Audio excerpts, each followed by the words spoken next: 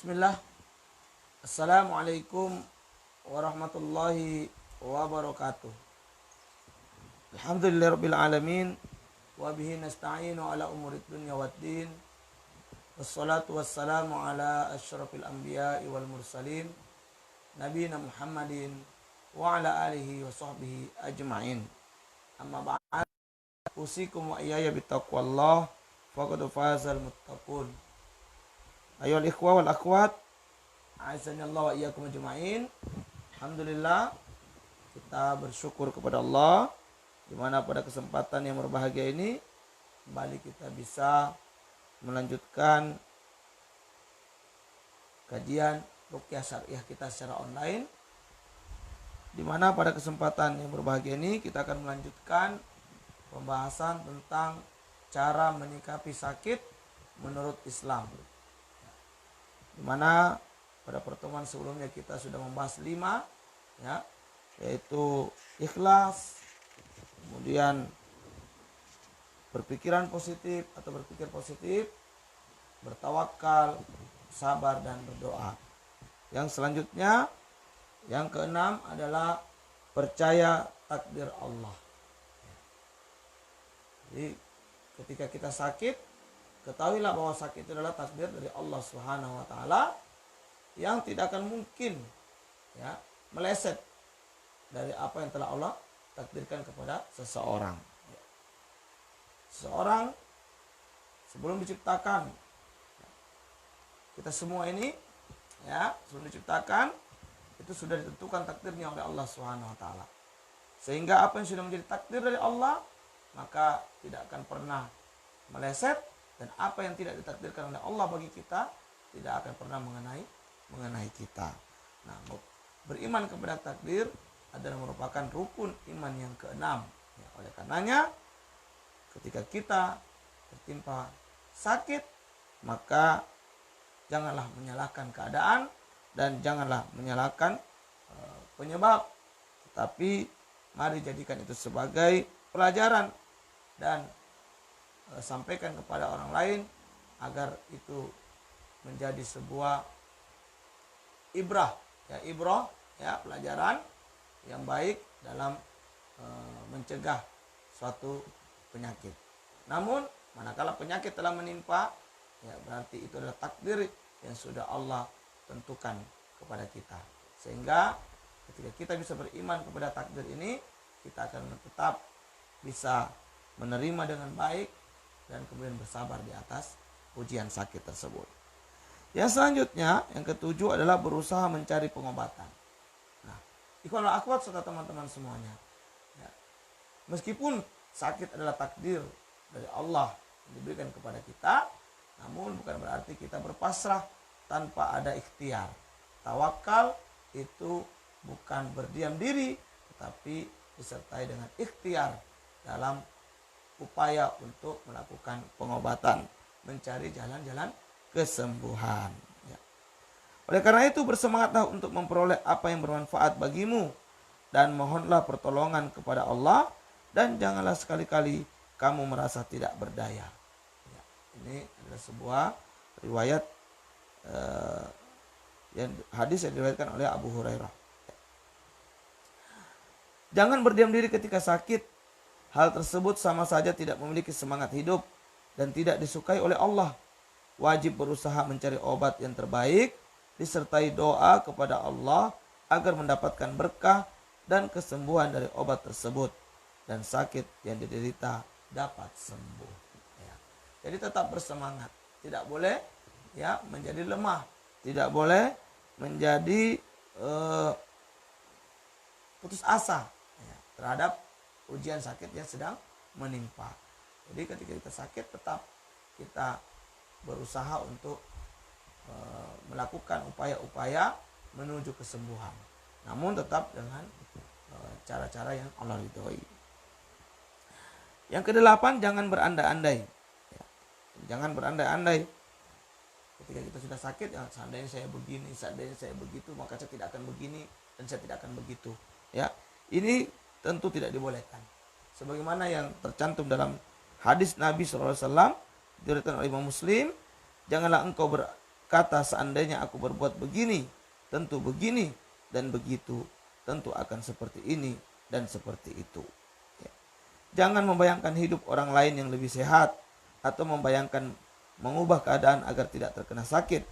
Sebagai umat muslim yang beriman, wajib menjadikan masa lalu sebagai pelajaran dan masa depan sebagai harapan, serta menjauhi angan-angan yang hanya akan menyebabkan menjadi orang yang kufur nikmat. Jadi tidak usah berandai-andai, tidak usah ya mengenang masa lalu, ya, kecuali sekedar untuk mengambil pelajaran dan menjadikan masa depan sebagai harapan. Tidak perlu ada angan-angan yang justru akan membuat kita menjadi kufur nikmat. Nikmat yang ada pada orang lain, ya, tidak perlu kita jadikan bahan untuk kita iri dengki, ya, tidak perlu untuk kita berandai-andai, ya, tapi cukuplah kita berharap kepada Allah yang terbaik, ya. Apa yang sudah menjadi takdir kita, itulah yang kita jalani, dan apa yang kemudian terjadi menimpa kita, kita sabar menerimanya, dan ketika hal itu datang atau menimpa kita, kita tetap bersemangat untuk berusaha lepas dari ujian tersebut. Ya. Introspeksi diri. Ya. Sebagaimana dalam Quran surat As-Surah ayat 30. Ya.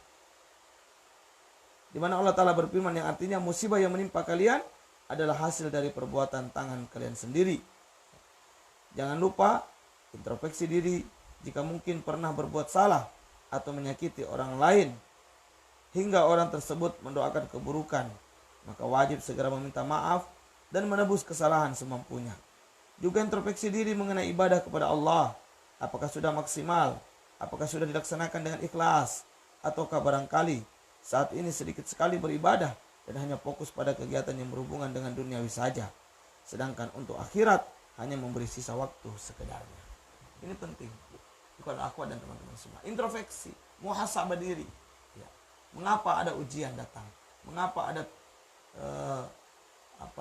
teguran dari Allah SWT? Bisa jadi, ya, ini karena ada kesalahan kita kepada orang lain, sehingga orang lain itu berdoa kepada Allah, ya, sehingga kita mendapatkan akibat dari apa yang telah kita lakukan kepada orang lain berupa kezaliman atau berupa kesalahan.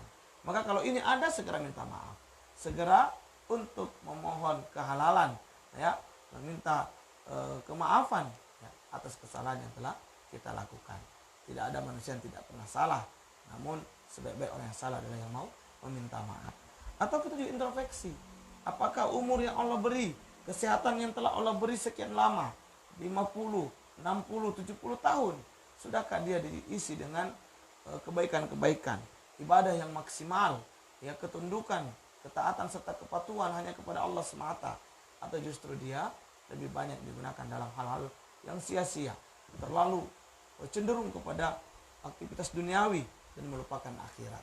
Maka ini kita muhasabah diri sehingga kita bisa, ya, memperbaikinya. Dikala ujian datang, kita jadikan sebagai suatu sentilan kecil dari Allah SWT yang bisa membuat kita tersadar sehingga kita bisa kembali kepada jalan yang Allah ridhoi. Yang berikutnya, tidak meminta belas kasih orang lain. Ya, yang ke-10, ya, jangan meminta belas kasih dari orang lain. Ya. Di mana Allah Ta'ala berfirman dalam surat Al-Imran ayat 139, yang artinya, janganlah kamu bersikap lemah dan janganlah pula kamu bersedih hati, padahal kamulah orang-orang yang paling tinggi derajatnya jika kamu beriman. Orang beriman itu orang yang tinggi derajatnya.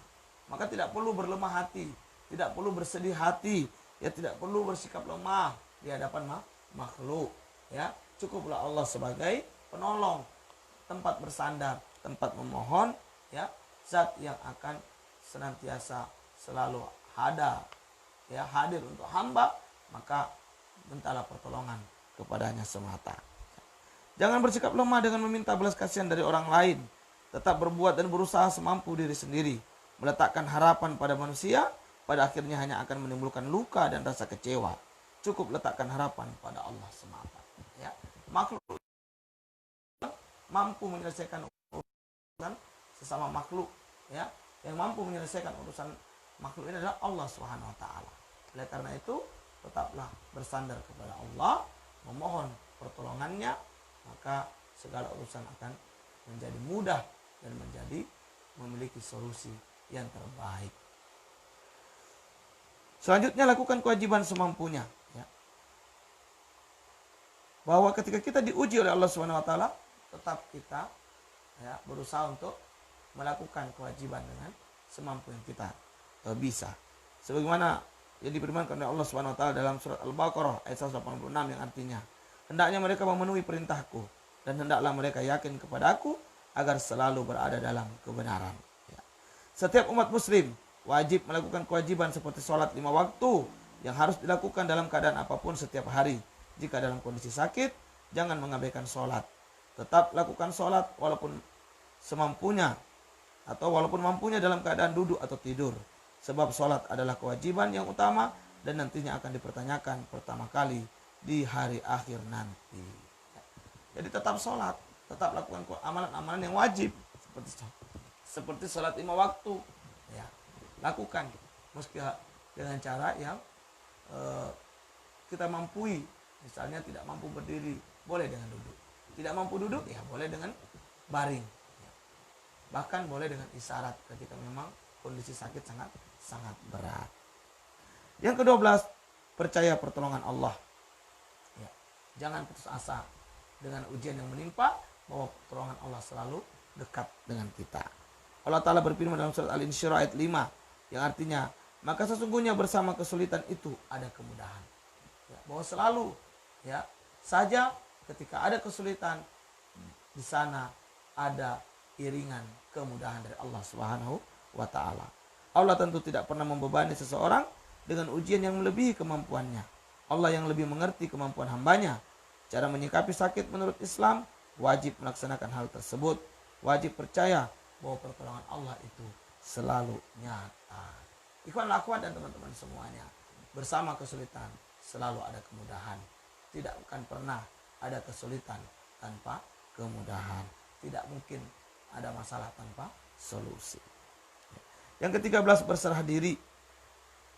Di mana Allah Ta'ala berfirman dalam surat At-Tolak ayat 3. Yang artinya sesungguhnya Allah bebas melaksanakan kehendaknya. Dia telah menjadikan untuk setiap sesuatu menurut takarannya. Bahwa Allah, ya, bebas, ya, melakukan apa yang dikehendaki. Hendaknya berserah diri sepenuhnya kepada Allah Ta'ala. Apa yang menimpa tidaklah, ya, itu menjadi hal yang buruk, melainkan itu adalah takdir Allah yang harus kita terima, yang harus kita imani dan harus kita jalani dengan penuh husnuzon kepada Allah Subhanahu wa taala.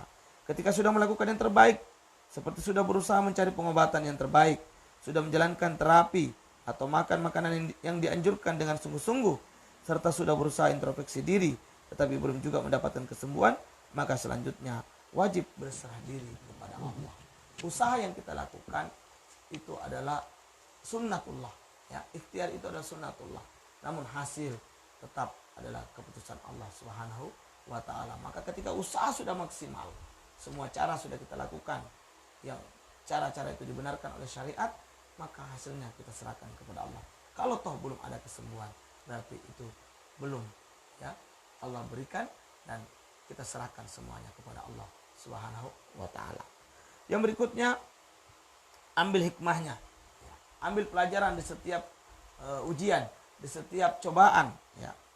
Dalam Quran surat Al-Baqarah ayat 216, Allah Ta'ala berfirman yang artinya, boleh jadi kamu membenci sesuatu padahal ia amat baik bagimu, dan boleh jadi pula kamu menyukai sesuatu padahal ia amat buruk bagimu. Allah mengetahui sedang kamu tidak mengetahui. Ya. Segala apa yang datang dari Allah, Allah yang lebih tahu apa hikmahnya, Allah yang lebih tahu apa kebaikannya. Kadang kita benci akan sesuatu yang datang dari Allah itu, tapi ternyata itulah yang terbaik bagi kita. Ada kebaikan yang banyak di sana, dan terkadang kita suka terhadap sesuatu, tapi nyatanya banyak keburukan di dalamnya. Oleh karenanya itu, setiap ujian yang diberikan Allah tentu ada hikmahnya. Contohnya ialah sakit yang dikarenakan karena terlalu banyak makan makanan berlebihan. Hikmahnya ialah kedepannya menjadi lebih berhati-hati dan lebih mengutamakan makanan yang sehat ketika makan. Percayalah, segala sesuatu selalu ada kebaikan di dalamnya. Yang terakhir, sikap yang harus kita ambil ketika kita menghadapi ujian sakit, minta maaf kepada orang tua dan sesama. Ikhwan wal akhwat dan teman-teman semuanya. Tentunya sekali lagi bahwa kita ini manusia lemah, manusia yang selalu ada sifat lupa dan sifat lalai. Oleh karenanya sudah pasti kita memiliki kesalahan. Sudah pasti kita akan jatuh kepada kekeliruan, kehilapan.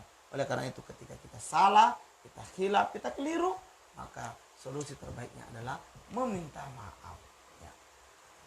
Kesalahan bisa terjadi kepada orang-orang terdekat seperti orang tua, saudara, ya, ataupun kerabat. Bisa juga kepada orang lain seperti tetangga, kawan-kawan, ya, handai tolan dan lainnya. Maka meminta maaf ini menjadi penting bagi orang-orang yang sedang diuji oleh Allah Subhanahu wa taala. Bagi seseorang yang sakit dan masih memiliki orang tua serta keluarga lengkap, jalin silaturahim dengan mereka. Jalin silaturahmi dengan mereka. Mohon ampun dan mohon doa terutama pada orang tua, barangkali di masa lalu pernah menyakiti hati beliau atau pernah berbuat tidak adil pada orang tua. Hal itu juga yang berpengaruh pada kesehatan dan keberkahan hidup. Jadi semua kesalahan, kekeliruan, kezaliman yang pernah terjadi itu bisa menjadi sebab hidup kita tidak berkah dan juga bisa berpengaruh terhadap kesehatan kita. Maka jalan terbaiknya adalah apa? Meminta maaf.